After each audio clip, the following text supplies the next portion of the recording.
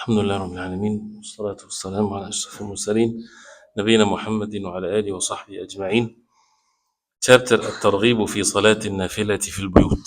The encouragement, the rewards in making صلاة النافلة, the optional salah in the homes. To pray at home, the salah النافلة, the optional salah. And this is from the book of Targhib al-Tarhib by Imam al-Mundiri rahimahullah. And he mentioned some of the hadith in it, one of which the Prophet alayhi salatu wasalam, he said, he mentioned the hadith of Abdullah ibn Sa'd رضي الله عنه قال سألت رسول الله صلى الله عليه وسلم أيما أفضل الصلاة في بيتي أو الصلاة في المسجد قال ألا ترى إلى بيتي ما أقربه من المسجد فلأن أصلي في بيتي أحب إلي من أن أصلي في المسجد إلا أن تكون صلاة مكتوبة. رواه أحمد وابن ماجه وابن خزيمة في صحيح. Which means he asked the Prophet عليه الصلاة والسلام, which is more virtue, which is better, to pray at my home or to pray in the masjid? Very clear, straightforward question. So he said, the Prophet عليه الصلاة والسلام said, don't you see that my house, how close it is to the masjid? And for me to pray in my home is more beloved to me than to pray in the masjid unless it's an obligatory salah. So the statement from the Prophet ﷺ, and he's been utiya jawami' al-kalim, the most comprehensiveness in speech.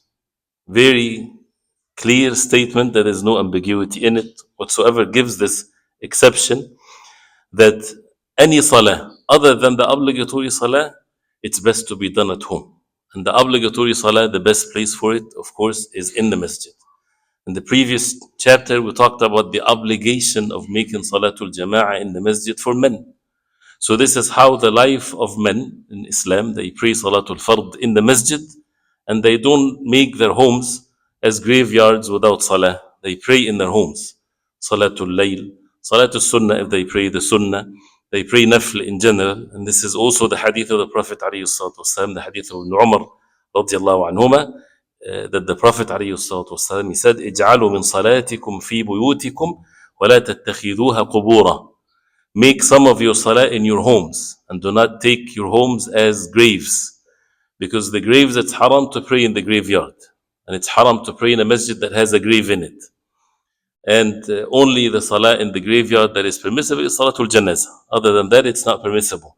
And this hadith shows that for those who come to the masjid and they fulfill this obligation, then they should not forget their homes. They need to have some salah at home.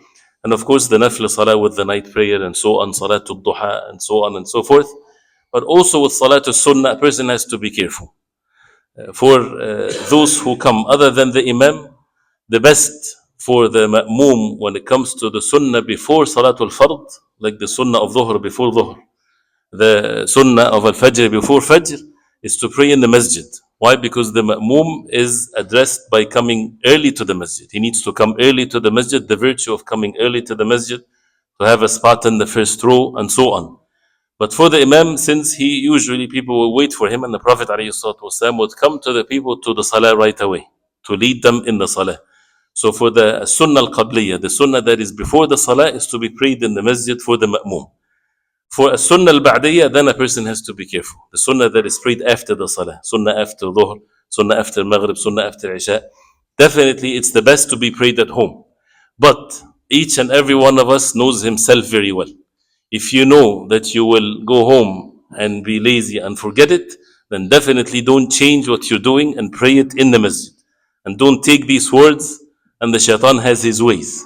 Oh, it's more virtue to pray at home. So what happens? He doesn't pray in home or in the masjid, because he becomes lazy, he goes home, he gets distracted.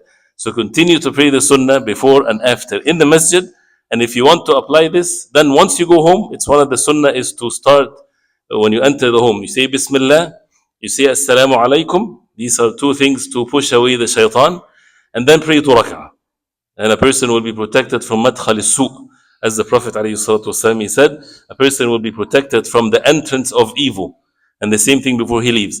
So if you pray 2 rak'ah when you go home and you get used to this, then later on maybe a person can change. But to change this Now, this is a dangerous one because a person might miss Salat al-Sunnah altogether. And a person knows, of course, what is best for him. So again, this is an important matter to make sure that we have some salah of nafl at home, as the Prophet ﷺ, he said, and he made it very clear. And there is one of the narrations, and I would just end with this, inshallah, that he said, ﷺ, and this is a sound narration, إذا قضى أحدكم, صحيح Muslim, إذا قضى أحدكم الصلاة في مسجده, which is refers to what we just mentioned. If any one of you finishes his salah in the masjid, like Salatul Isha now, فَلْيَجْعَلْ لِبَيْتِهِ نَصِيبًا مِنْ صَلَاتِهِ, let him has a share of his salah at home. فَإِنَّ اللَّهَ جَاعِلٌ فِي بَيْتِهِ مِنْ صَلَاتِهِ خَيْرًا, because indeed Allah subhanahu wa ta'ala will make in his house, in his home, from his salah khayran, goodness, as a result of this. So whenever someone finishes the salah and he sees that Allah subhanahu wa ta'ala guided him, blessed him with making the salah in the masjid, this is a great favor from Allah subhanahu wa ta'ala for a person to be aided and to be guided to make salatul fard in the masjid. Complete perfected it is that once you go home, you pray 2 rak'ah. Even if you prayed nafl in the masjid, you can pray after. Even if you pray witr in the masjid, you can pray 2 rak'ah after 2 rak'ah without making another witr. Or you delay the witr to make it the last salah that you pray. But as the hadith says, have a share in your home from your salah once you finish your salah in the masjid. And the reward is beyond what we can imagine, because it did not mention something specific. He says, فَإِنَّ اللَّهَ جَاعِلٌ فِي بَيْتِهِ مِنْ صَلَاتِهِ خَيْرًا, nakira, like this. That means Allah subhanahu wa ta'ala will make in his home from his salah khayran, goodness. And this goodness is no limits to it. We do not know even how much is this goodness is. And if it's from Allah subhanahu wa ta'ala, there is no goodness better than that. So we ask Allah subhanahu wa ta'ala to make us defeat the evil within our own selves and to make it easy for us, inshallah, to establish the salah. Sallallahu alaihi wasallam.